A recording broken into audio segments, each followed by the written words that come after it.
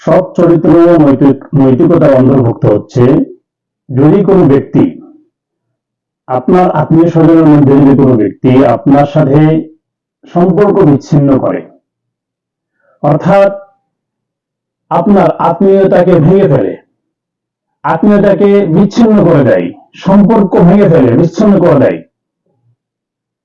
সম্পর্ককে নাকচ করে দেয়, এমন ব্যক্তিকে সম্পর্কের সাথে জুড়ে রাখা, এটা হচ্ছে সৎ চরিত্র ও নৈতিকতার অন্তর্ভুক্ত। যারা আপনার সম্পর্কের সাথে জড়িত, ভাই বোন, ভাতিজা ভাতিজি ইত্যাদি, যাদের সাথে সম্পর্ক বাঁধিয়ে রাখা, সম্পর্ক জুড়ে রাখা ওয়াজিব, তাদের মধ্যে যদি কোনো ব্যক্তি সম্পর্ককে বিচ্ছিন্ন করে, সম্পর্ককে ভেঙে ফেলে, আলাদা করে ফেলে, বাদ দিয়ে দেয়, তাকে আবার সম্পর্কের সাথে জুড়ে নেওয়া, তাকে জুড়ে রাখা, মিলিয়ে রাখা, এটা হচ্ছে সৎ চরিত্র ও নৈতিকতার অন্তর্ভুক্ত। রাসূল সাল্লাল্লাহু আলাইহি ওয়াসাল্লাম বলেন, সম্পর্ক জোড়া ব্যক্তি সে নয় যে সম্পর্ক জোড়ার পরে জুড়ে রাখে। অর্থাৎ একজন ব্যক্তি আমার সাথে সম্পর্ক জুড়ে রাখছে, আমি তার সাথে সম্পর্ক জুড়ে রাখি। একজন সম্পর্ক আমার সাথে বাদ দিয়ে দেয়, আমি তার সাথে বাদ দিয়ে দেই, ইনি সম্পর্ক জোড়া ব্যক্তি নয়। সম্পর্ক জোড়া ব্যক্তি হচ্ছে সেই যে একজন ব্যক্তি তার সাথে সম্পর্ককে ভেঙে ফেলেছে, বাদ দিয়ে দিয়েছে, তারপরেও সে তার সাথে সম্পর্ক জুড়ে রাখে, সেই হচ্ছে আসল সম্পর্ক জুড়ে রাখা ব্যক্তি।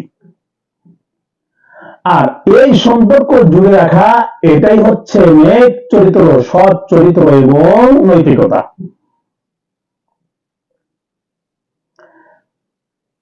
রাসূল সাল্লাল্লাহু আলাইহি ওয়াসাল্লামকে এক ব্যক্তি প্রশ্ন করলেন, অর্থাৎ একজন সাহাবী রাদিয়াল্লাহু আনহু,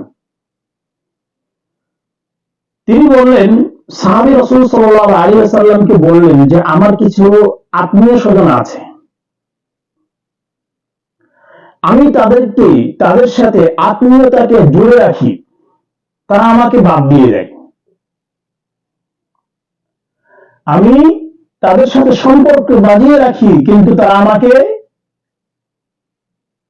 তুচ্ছ করে, বাদ দিয়ে দেয়, সম্পর্ক বাঁধিয়ে রাখে না, আমাকে সম্পর্ক থেকে বাদ দিয়ে দেয়, আত্মীয় থেকে বাদ দিয়ে দেয়। আমি তাদের সাথে ভালো ব্যবহার করি, ভালোভাবে তাদের সাথে পেশ আসি, সামনে আসি, ভালোভাবে কথা বলি, ভালো চরিত্র করি, তাদের সাথে চরিত্র ভালো করি, কিন্তু তারা আমার সাথে বদ চরিত্র করে, অর্থাৎ আমার সাথে ভালোভাবে কথা বলে না, গালিগালাজ করে, আমার সাথে সম্পর্ক বাদ দিয়ে যায়, ইত্যাদি ইত্যাদি। আমি তাদের সাথে বিনয়ীভাবে বিনীত হয়ে তাদের সামনে আসি, বিনীত হয়ে তাদের সাথে কথা বলি, কিন্তু তারা আমার সাথে চেহারাতে দেখায়, মূর্খতার মতো কথা বলে, ইত্যাদি ইত্যাদি। রাসূল সাল্লাল্লাহু আলাইহি ওয়াসাল্লাম তখন বললেন, ইন কুনতা কামা কুলত, যদি তুমি এমনই হও যেভাবে তুমি বলছো, তাহলে মনে রাখো তুমি যেন তাদের মুখের মধ্যে, তাদের মুখে গরম বালু, গরম মাটি তাদের মুখে ছুঁড়ে ফেলছো। আর যতক্ষণ পর্যন্ত তুমি এমন ভাবে থাকবে, অর্থাৎ তারা তোমার সাথে সম্পর্ককে বিচ্ছিন্ন করবে, বাদ দিয়ে দেবে, আর তুমি সম্পর্ক জুড়ে রাখবে তাদের সাথে, মনে রাখো আল্লাহ সুবহানাহু ওয়া তাআলার পক্ষ থেকে তোমার জন্য তাদের উপরে একজন সহায়ক থাকবে, অর্থাৎ আল্লাহ সুবহানাহু ওয়া তাআলা তোমার জন্য একজন ফেরেশতা নির্ণয় করে দিবে তাদের জন্য, তোমাকে সহায় করার জন্য, সে তোমাকে সহায় করবে।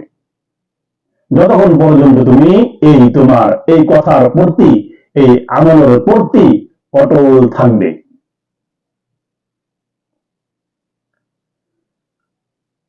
এটা সব চরিত্র অন্তর্ভুক্ত।